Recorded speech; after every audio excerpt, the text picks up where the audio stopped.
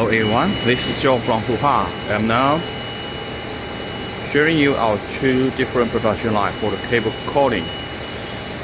This is two different payoff from the small and big one. You can see it in the design, and another one for the larger section.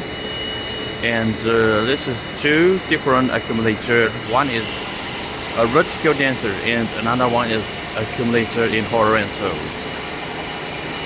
You can see it details.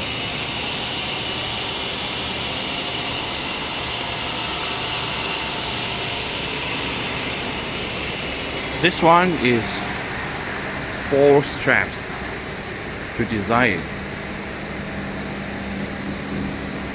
and this one is packing into the bobbins and also cable coiling into the coils. This one is paddle heat streaking.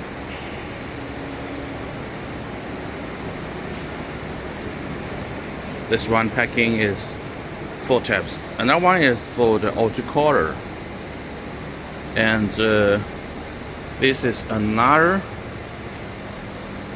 2 cable coiling and strapped machines. Also for the shipping, already test well.